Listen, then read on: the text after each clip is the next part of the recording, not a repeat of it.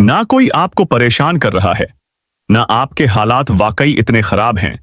असल में जो आपको जीने नहीं दे रही है वो है आप खुद की सोच। वो सोच जो या तो बेवजह अतीत में उलझी हुई है या तो फिर भविष्य की चिंता से व्यर्थ डरी हुई है। अगर सच कहूं तो आप इस पल को जी ही नहीं रहे हो, बल्कि हर लम्हा बेहोशी में गवा रहे हो, और यही है सबसे बड़ा दुर्भाग्य। नमस्कार दोस्तों, ऑडियो बुक वाणी में आपका फिर से स्वागत है, जहां किताबें सिर्फ बोलती नहीं, जिंदगी बदलती है। और आज हम आपके लिए लेकर आए हैं एक ऐसी किताब जिसे पढ़ना नहीं, महसूस करना जरूरी है। वो किताब जिसने लाखों जिंदगियां बदल दी, और इस किताब का नाम है द पावर ऑफ नाउ, यानी वर्तमान की शक्ति, जिसे लिखा है दुनिया के सबसे प्रसिद्ध आध्यात्मिक लेखक इकार्ट टोले ने। लेखक एक समय पर खुद भी गहरे डिप्रेशन और मानसिक बेचैनी से जूझ रहे थे, लेकिन अचानक एक रात, एक पल ने उनकी पूरी सोच बदल दी। एक रात जिसने इकार्ट टोले को महान लेखक और आध्यात्मिक गुरु बनाया। इकार्ट टोले की उम्र तब 29 साल थी। वे गहरे डिप्रेशन, असहनीय मानसिक पीड़ा और आत्महत्या की कगार पर पहुंच चुके थे। एक रात करीब 3 बजे उन्होंने खुद से एक वाक्य कहा, मैं अब अपने साथ नहीं रह सकता। और उसी पल उनके भीतर कुछ टूट गया। यह वाक्य उनके जागरण का द्वार बन गया। उन्होंने सोचा, अगर मैं खुद के साथ नहीं रह सकता तो क्या मेरे अंदर 2 लोग हैं? एक तो मैं और दूसरा वो खुद जिसके साथ मैं नहीं रह सकता। यही सोच उन्हें एक गहरे आंतरिक मौन में ले गई। फिर उस रात क्या हुआ? इकार्ट टोले लिखते हैं कि अचानक उनका मन पूरी तरह शांत हो गया। सोच रुक गई। आत्मा जैसे किसी मौन और शुद्ध प्रकाश से भर उठी। उन्हें ऐसा प्रतीत हुआ कि उनका पुराना मैं अब समाप्त हो चुका है, और अब जो शेष है वह केवल वर्तमान में होना है। सुबह जब वे जागे तो संसार वैसा ही था, लेकिन वे स्वयं पहले जैसे नहीं रहे। हर वस्तु उन्हें नई प्रतीत हो रही थी। घास, सूर्य की रोशनी, दीवारें, सब कुछ। वे हर चीज को उस मौन की गहराई से देख रहे थे, बिना किसी विचार के, पूर्ण जागरूकता के साथ। उस एक रात के बाद इकार्ट टोले ने अपने अगले 2 वर्ष लगभग पूर्ण मौन और ध्यान में बिताए। लोगों ने उन्हें पागल समझा, लेकिन जो भी उनके पास बैठता वो भीतर एक अलग सी शांति महसूस करता। यहीं से उन्होंने दूसरों को सिखाना शुरू किया, कैसे मन के पार जाया जा सकता है, कैसे इसी पल में पूर्ण रूप से जिया जा सकता है। और फिर इसी अनुभव से जन्म हुआ द पावर ऑफ नाउ नाम की उस अद्भुत पुस्तक का। इसीलिए यह कोई साधारण किताब नहीं है, यह एक जागृति है। यह पुस्तक अब तक दुनिया भर में 50 से अधिक भाषाओं में अनुवाद हो चुकी है, और इसकी 1 करोड़ से भी अधिक प्रतियां बिक चुकी हैं। यह किताब आपको यह सिखाती है कि असली जीवन न अतीत में है, न भविष्य में, बल्कि केवल इसी वर्तमान पल में है। इस किताब में आप सीखेंगे कैसे हमारे दुखों की जड़ हमारा खुद का मन होता है, कैसे अब में जीकर हम बेचैनी, चिंता और डर से आजादी पा सकते हैं, कैसे अपनी सोच को नियंत्रित करके हम आंतरिक शांति और स्थायी खुशी प्राप्त कर सकते हैं, और कैसे चेतना की एक नई अवस्था में प्रवेश करके सचमुच जीना शुरू कर सकते हैं। तो यदि आप भी बार बार बीते कल की गलतियों में उलझते हैं या आने वाले कल को लेकर भयभीत हैं, तो यकीन मानिए, इस किताब को सुनना आपके लिए केवल आवश्यक नहीं, बल्कि जीवन परिवर्तन का कारण बन सकता है। और यदि ये शब्द, ये आवाज सच में आपके दिल को छू रही है, तो कृपया अभी हमारे चैनल ऑडियो बुक वाणी को सब्सक्राइब करें, क्योंकि हर सप्ताह हम आपके लिए लेकर आते हैं ऐसी ही किताबें जो केवल सुनी नहीं जाती, बल्कि महसूस की जाती हैं। तो आइए कुछ क्षण सहयात्री बने उस विलक्षण लेखक इकार्ट टोले के साथ। अध्याय 1, मैं मेरा मन नहीं हूं, I am not my mind. क्या आपने कभी खुद से यह प्रश्न किया है, मैं कौन हूं? यदि आपका उत्तर कुछ ऐसा है, मैं एक इंसान हूं, मेरा नाम है, मैं यह काम करता हूं, मैं इस प्रकार सोचता हूं, तो यह संभव है कि आप अब भी अपने मन की गिरफ्त में जी रहे हैं। इकार्ट टोले कहते हैं, आपका मन नहीं है। शुरू में यह बात थोड़ी अजीब लग सकती है, लेकिन जरा सोचिए, क्या हर विचार, हर भावना, हर डर सच में आप ही हैं? उदाहरण के लिए, मान लीजिए किसी ने आपके बारे में कुछ गलत कह दिया, तुरंत ही मन में विचारों का तूफान उठता है। मैं इतना बुरा भी नहीं हूं, लोग हमेशा मुझे गलत समझते हैं। पर एक क्षण ठहरिए, क्या वो विचार आप हैं या आप वो हैं जो उन विचारों को देख रहे हैं, सुन रहे हैं? आपका मन लगातार सोचता है और आप उसे ही अपनी पहचान मान लेते हैं। जैसे आसमान में बादल आते जाते हैं लेकिन आसमान कभी नहीं बदलता, वैसे ही आपके भीतर विचारों का आना जाना होता है। लेकिन अगर आपकी सचेत उपस्थिति हो, वही तो असली आप हैं। तो फिर समस्या कहां है? आपका मन अब में नहीं रहता, या तो वो अतीत के पछतावे में उलझा होता है या भविष्य की चिंता में डूबा होता है। यही है मन का भ्रम, और इसी भ्रम में वर्तमान का पल पल करके छूट रहा है। अब समाधान क्या है? अपने विचारों को देखिए, पहचानिए, लेकिन उनमें डूबिए मत। विचारों के बीच जो शांति है, वो ही आपकी असल पहचान है। जब आप शांत बैठे होते हैं, ना कोई शोर, ना कोई चिंता, बस भीतर एक शून्यता, एक गहराई महसूस होती है। वहीं से आत्मीय शांति की शुरुआत होती है। अध्याय 2, चेतना है पीड़ा से मुक्ति का रास्ता। Consciousness, the way out of pain. दर्द, दुख, मानसिक पीड़ा, क्या ये हमारी जिंदगी का हिस्सा है या ये कुछ ऐसा है जिससे हम बाहर आ सकते हैं? एक हार्ट टोल्ले कहते हैं, दर्द तब पैदा होता है जब हम इस पल को अस्वीकार करते हैं। मतलब, आप जो कुछ इस समय अनुभव कर रहे हैं, अगर आप उसे पूरी तरह स्वीकार नहीं करते तो मन उसका विरोध करता है और वहीं से पीड़ा की शुरुआत होती है। मान लीजिए आप अकेले हैं और किसी की कमी महसूस कर रहे हैं। आपका मन बार बार सोचता है, काश कोई होता, मुझे समझता, साथ देता। अब ध्यान दीजिए, आप अकेले हैं, यह वास्तविकता है। लेकिन जो दर्द हो रहा है वो उस अकेलेपन से नहीं, बल्कि आपके मन के प्रतिरोध से हो रहा है। दर्द शरीर क्या है? लेखक हमें बताते हैं कि हमारे भीतर एक इमोशनल पेन बॉडी होता है जो पुरानी दुखद यादों, चोटों और मानसिक जख्मों से बना होता है। हर बार जब हम किसी नकारात्मक सोच में फंसते हैं, वो दर्द शरीर सक्रिय हो जाता है। तो समाधान क्या है? पहचानिए कि आप दर्द में हैं, उसे भागिए मत। देखिए, महसूस कीजिए और होश में रहिए। जैसे ही आप पूरी चेतना से अपने दर्द को देख लेते हैं, वो अपना वजूद खो देता है। मन बार बार अतीत को दोहराता है। एक हार्ट टोल्ले कहते हैं, हमारा मन अतीत की घटनाओं को दोहराकर बार बार दुख को जिंदा रखता है।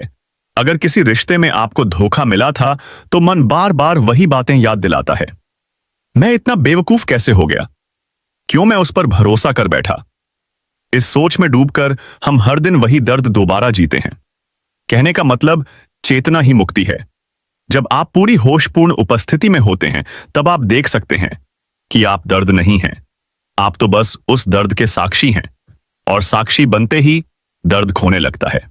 अध्याय 3, वर्तमान में गहराई से प्रवेश, moving deeply into the now. क्या आपने कभी पूरी तरह इस पल को जिया है?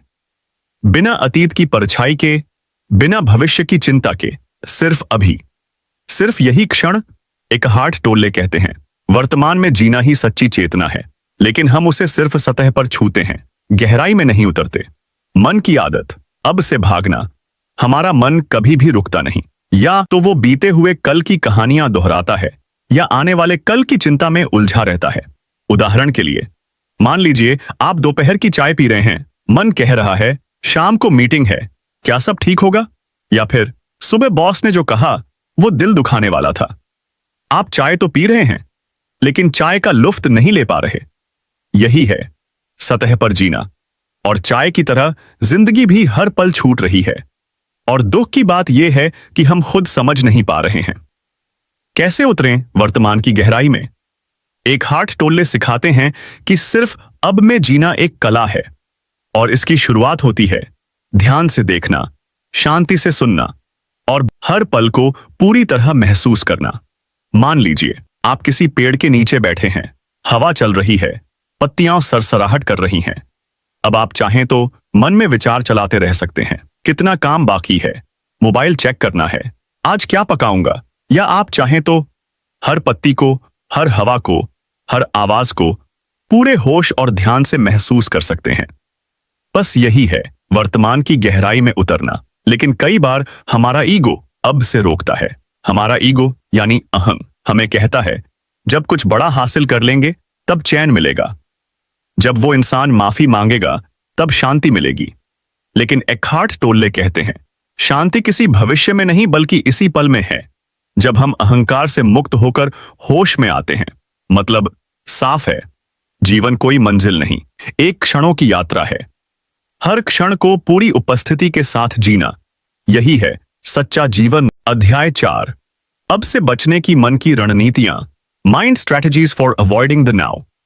मन को सबसे ज्यादा डर किस चीज से लगता है? एक्हार्ट टोल्ले कहते हैं मन को सबसे ज्यादा डर अब से लगता है, क्योंकि अब में शांति है, मौन है, और मन मौन से डरता है क्योंकि तभी उसका नियंत्रण टूटता है। मन क्यों अब से भागता है? क्योंकि अब में कोई कहानी नहीं होती, ना अतीत की यादें, ना भविष्य की कल्पनाएं, और मन को जिंदा रहने के लिए चाहिए सोच, कल्पना, डर, पछतावा, योजना। उदाहरण के लिए सोचिए, जब भी आपको अकेलापन लगता है क्या आप शांत बैठते हैं या मोबाइल उठाकर इंस्टाग्राम, व्हाट्सएप, यूट्यूब खोल लेते हैं? ये सब मन की रणनीतियां हैं अब से भागने की। मन का पसंदीदा खेल ही दौड़ है। एक्हार्ट कहते हैं मन हमें हर समय अगर मगर की जाल में फंसाता है। अगर मुझे प्रमोशन मिला तब मैं खुश रहूंगा, अगर वो मुझे माफ कर दे तब मैं शांति से जी पाऊंगा। पर सच्चाई ये है, ये अगर मगर कभी खत्म नहीं होते, और इसी दौड़ में आज का पल फिसलता चला जाता है। मन कहता है मैं वो इंसान हूं जिसे अतीत में तकलीफ दी गई थी, या मैं वो हूं जो भविष्य में कुछ बड़ा करेगा। इस सोच से आप अब की शक्ति खो देते हैं। एक्हार्ट समाधान के लिए कहते हैं अपने अंदर उतरिए। जब आप अपने भीतर मौन में जाते हैं, आप मन के झूठ को पहचानने लगते हैं। अब को पूरी तरह महसूस करिए, देखिए, सूंघिए, सुनिए हर चीज को जैसे वो पहली बार हो गई हो। अध्याय 5, उपस्थिति की स्थिति, द स्टेट ऑफ प्रेजेंस। क्या आप इस समय पूरी तरह, पूरी चेतना के साथ जाग रहे हैं? एक्हार्ट टोल्ले कहते हैं उपस्थिति कोई विचार नहीं है, कोई भावना नहीं है, बल्कि वह एक शुद्ध स्थिति है जहां आप इस पल के साथ पूरी तरह मौजूद होते हैं। प्रेजेंस का मतलब क्या है? मतलब है ना मन अतीत में भाग रहा हो, ना भविष्य में उलझा हो, बल्कि आप अपने पूरे होश के साथ अभी में टिके हुए हों। उदाहरण के लिए मान लीजिए आप किसी बच्चे को देख रहे हैं जो खिलखिलाकर खेल रहा है। आप बस देख रहे हैं, ना फोन है, ना दिमाग में कोई सोच, ना कोई भविष्य की योजना, बस आप, वो बच्चा और वो पल। यही है उपस्थिति, यही है चेतना की अवस्था। लेकिन मन क्या करता है? जैसे ही आप मौन, शांति और उपस्थिति में आते हैं, मन तुरंत बेचैन हो उठता है। वो कहता है इतना खाली क्यों महसूस हो रहा है, चलो कुछ सोचते हैं, क्योंकि मन शांति से डरता है। एक्हार्ट कहते हैं जहां विचार समाप्त होता है वहां आप शुरू होते हैं। प्रेजेंस में रहने से मन का झूठ टूटता है और आप अपने सच्चे स्वरूप से जुड़ जाते हैं। प्रेजेंस क्यों जरूरी है? क्योंकि यहीं पर सच्चा प्रेम है, यहीं पर निर्मल आनंद है, यहीं पर दुखों का अंत है। जब आप ध्यान में होते हैं और किसी विचार के बिना बस सांस पर ध्यान देते हैं, वो जो मौन, शांति और आंतरिक स्थिरता महसूस होती है, वही है प्रेजेंस। उसी में छुपी है आपकी आत्मा की रोशनी। अध्याय 6, भीतर के शरीर को अनुभव करना, द इनर बॉडी। क्या आपने कभी अपने शरीर को अंदर से महसूस किया है, उसके मौन, जीवित अस्तित्व को? एक्हार्ट टोल्ले कहते हैं भीतर का शरीर एक द्वार है वर्तमान क्षण में उतरने का और आत्मा से जुड़ने का। भीतर का शरीर क्या होता है?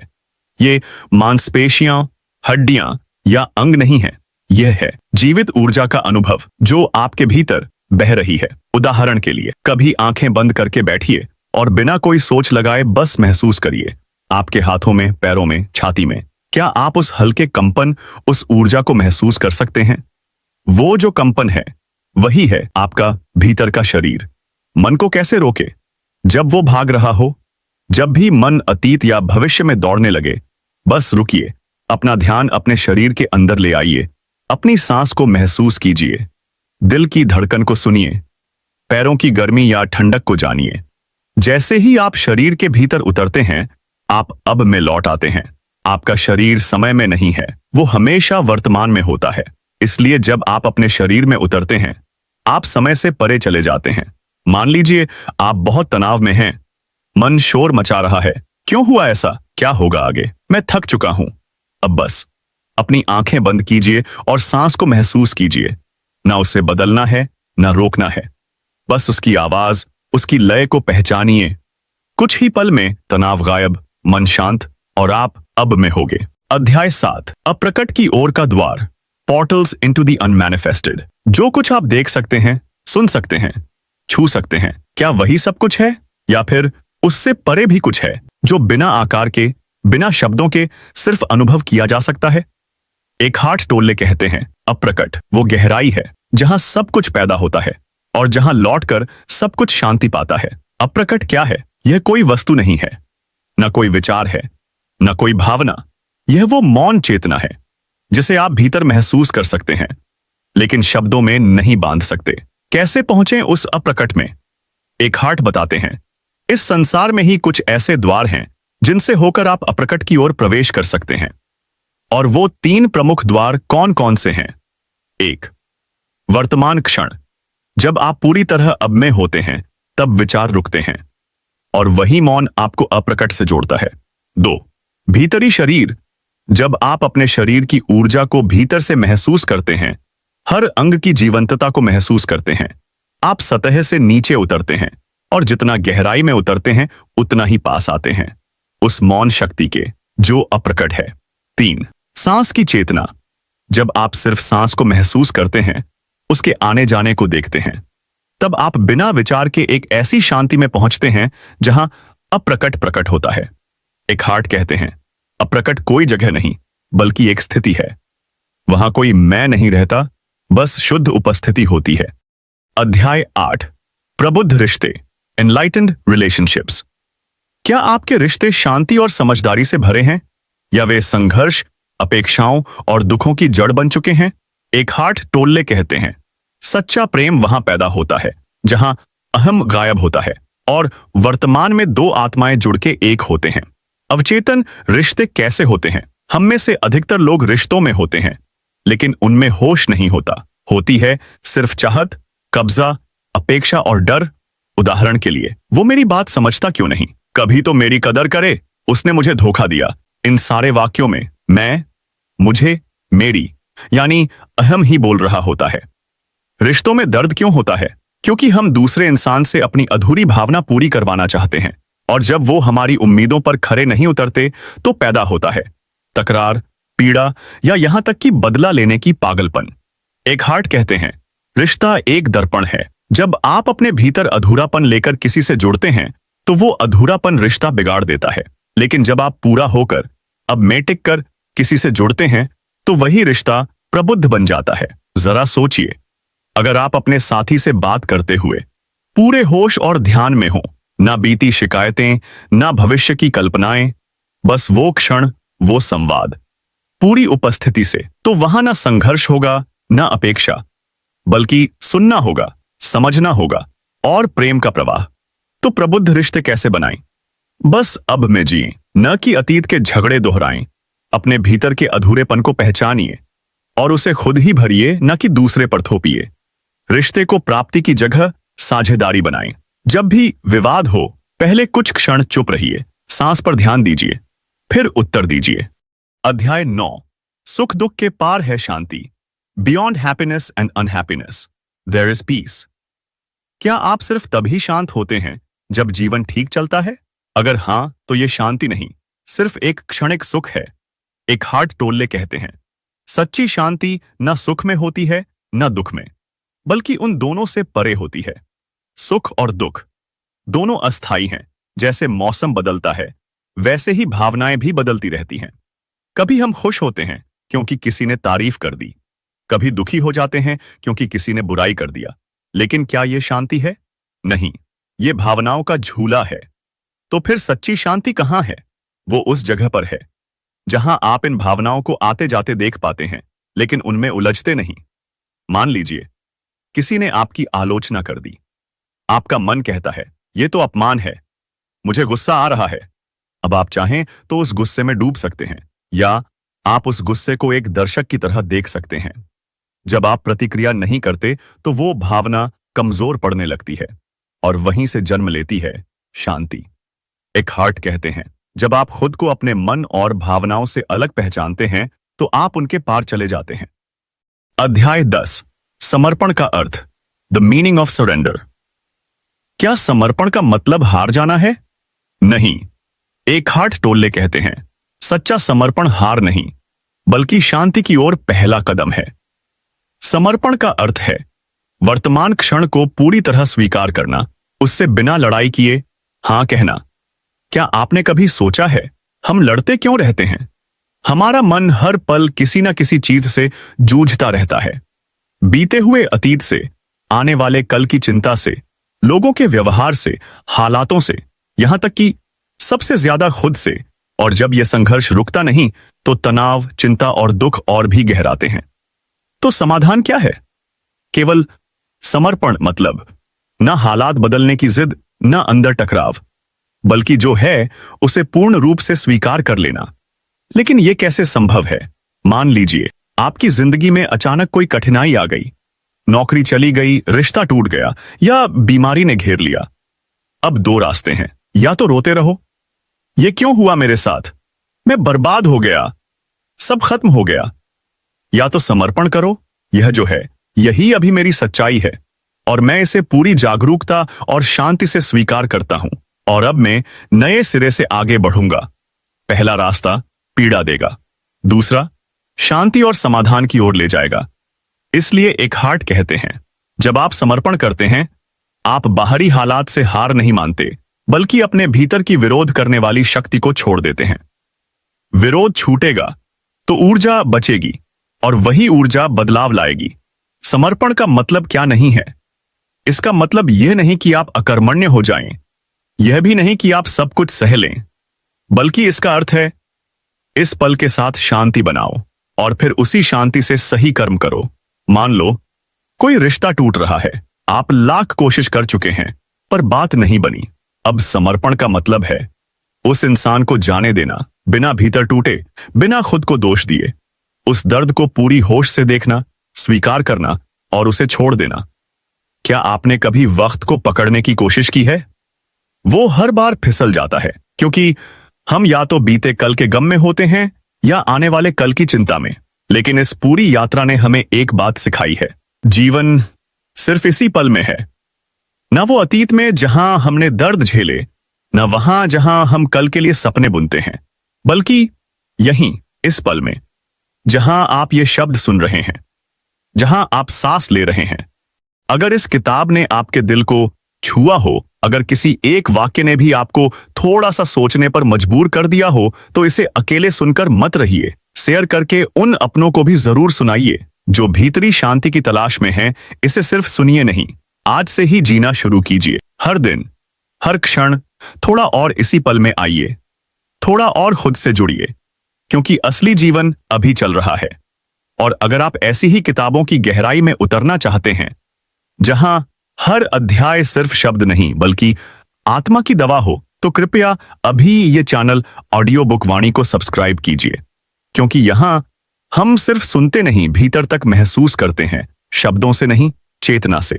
हम फिर जल्द मिलेंगे एक और जबरदस्त किताब के साथ। तब तक के लिए पढ़ते रहिए, सीखते रहिए और आगे बढ़ते रहिए अपने इसी पल के साथ। आपके लिए शुभकामनाएं और धन्यवाद।